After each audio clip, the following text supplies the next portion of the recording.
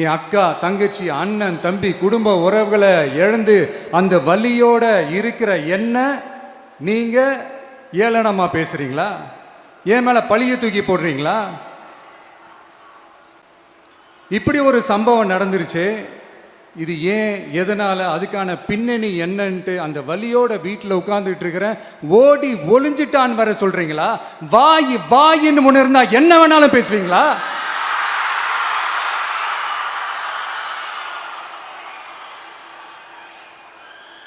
மக்களே, நான் உங்களையே கேட்குறேன், அன்னைக்கு அத்தனை க்ரௌடு இருந்துச்சு, அந்த க்ரௌடுக்கு தகுந்த மாதிரி போலீஸ் பாதுகாப்பு கொடுத்தாங்களா?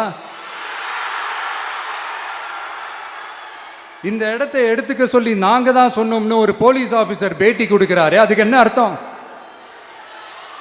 இவ்வளோ வலி, இவ்வளோ காயங்கள் கொடுத்துட்டு பழியை தூக்கி நம்ம மேல போட்டுட்டு அதுல ஒரு அரசியல் ஆதாயம் தேடுறீங்களேயா?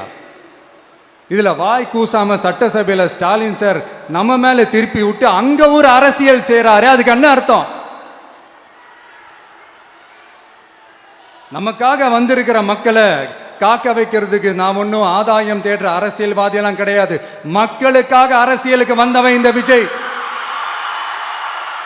எனக்காக எல்லாமும் கொடுத்த என் மக்களுக்காக எல்லாத்தையும் விட்டுட்டு மக்களுக்காக மட்டுமே அரசியலுக்கு வந்தவன் இந்த விஜய். அவங்களுக்காக நன்றி கடன் செலுத்துறதுக்காக மட்டுமே அரசியலுக்கு வந்தவன் இந்த விஜய். உங்களுக்கு தான் இந்த விஜயை பத்தி நல்லா தெரியுமே.